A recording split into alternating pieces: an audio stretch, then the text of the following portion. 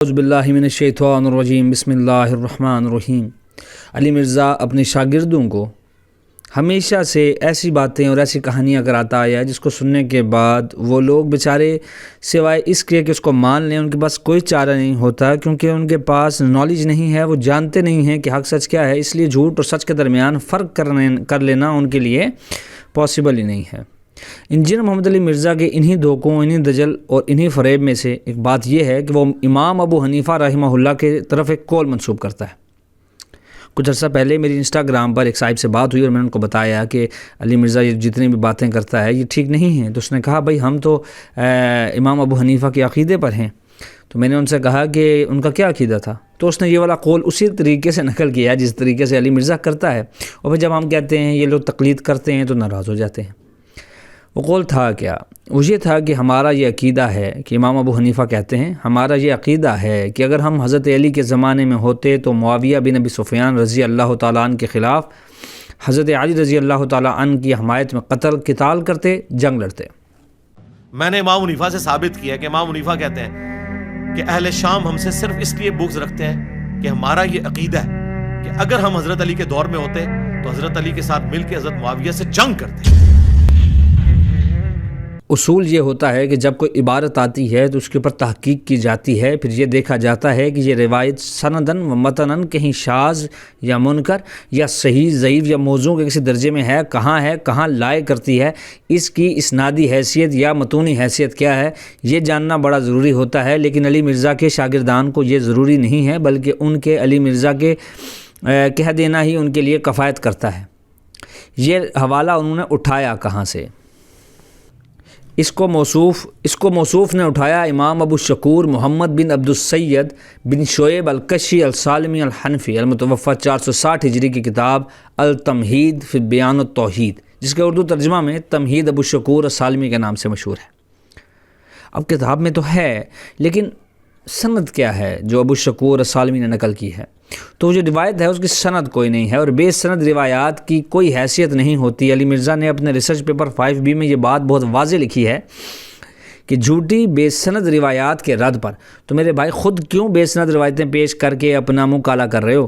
کیوں جھوٹی روایتیں پیش کرتے ہو؟ ہمارا سوال انجینئر محمد علی مرزا اور ان کے مقلدین سے ہے کہ اس کی سند تو ڈھونڈ کر دیں، اور صحیح سند کے ساتھ اس کو امام ابو حنیفہ سے ثابت بھی کریں۔ مسئلہ یہ ہے، اگر سند نہیں ہے تو پھر آپ کی بات قابل قبول نہیں ہو سکتی، آپ کا اپنا بھی یہی کلیہ ہے، ورنہ تو پھر بات ہی ختم ہو جاتی ہے۔ سند کے بغیر اگر باتیں قبول کرنی ہے تو پھر جو بندے کے دل میں جو آئے گا وہ کہتا جائے گا، آپ مانتے جائیں، آپ کے پاس اور کیا آپشن ہے؟ اچھا، انجینئر محمد علی مرزا نے دوسرا حوالہ دیا تھا کشف الآثار الشریفہ فی مناقب امام ابو حنیفہ سے، وہاں پر یہ مکمل سند موجود ہے، اسکرین پر چل رہی ہوگی۔ اس سند میں ایک بندہ ہے سلم بن سالم البلخی، ٹھیک ہے، یہ جو راوی ہے یہ ضعیف ہے۔ اس کے اوپر محدثین کی جروحات بھی سن لیجئے، نے کہا کہ یہ ضعیف ہے، اس سے حدیث مت لو۔ یحییٰ بن معین کہتے ہیں لیس بشیء، اس سے کوئی چیز مت لو۔ ابو زرع رحمہ اللہ فرماتے ہیں کہ اس سے کوئی حدیث مت لکھو، یہ مرجیہ تھا۔ امام ابو حاتم فرماتے ہیں یہ ضعیف تھا۔ امام ابن مبارک کہتے ہیں یہ ضعیف تھا۔ امام نسائی فرماتے ہیں یہ ضعیف تھا۔ امام ابو داؤد فرماتے ہیں کہ اس سے کوئی چیز مت لو، یہ مرجیہ تھا۔ ابن سعد فرماتے ہیں یہ مرجیہ تھا اور ضعیف تھا، اس سے حدیث مت لو۔ امام سعدی فرماتے ہیں کہ یہ غیر سکہ ہے۔ امام جوزجانی فرماتے ہیں یہ غیر سکہ ہے۔ امام دارقطنی نے اس کو اپنی کتاب الضعفاء والمتروکین میں نقل کیا۔ امام عقیلی نے اس کو الضعفاء الکبیر میں نقل کر کے ضعیف کہا۔ امام ذہبی نے المغنی فی الضعفاء میں نقل کر کے اس کو ضعیف کہا۔ اس کے علاوہ امام ابن جوزی فرماتے ہیں کہ یہ حدیث صحیح نہیں ہے، سالم بن سلم والی، کیونکہ اس سے امام یحییٰ بن معین فرماتے تھے کہ اس سے کوئی چیز نہ لو، اس لیے یہ حدیث صحیح نہیں ہے۔ امام خلیلی کہتے ہیں کہ اس حدیث کے ضعیف ہونے پر اجماع ہے۔ ابن حجر فرماتے ہیں کہ محدثین کا اس کی روایات کو نقل کرنے کے بارے میں بالکل سیدھا موقف ہے کہ یہ راوی ضعیف ہے اور اسے روایتیں نہیں لینی۔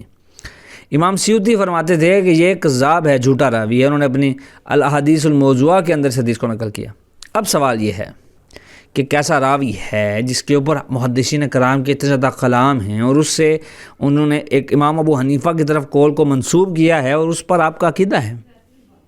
یہ آپ کی جہالت کا نمونہ ہے، گدھے سے نہ آئے تو میرے بھائی اس کے اوپر آپ دلیل کھڑی کر رہے ہیں کہ خدا کا خوف کرنا چاہیے اپنے شاگردوں کو، تم کس راستے پر لگا رہے ہو، اور مقلدین کو بھی سوچنا چاہیے کہ علی مرزا کے منہ سے نکلنے والی ہر ایک چیز کو چاٹنا نہیں شروع ہو جانا چاہیے بلکہ اس کی تحقیق کر لینی چاہیے. ٹھیک ہے، تو یہ جو یہاں پر تو جو اس نے یہ کال پیش کیا تو اس کی تو یہاں پہ کام جو ہے وہ ٹھپ ہو چکا ہے.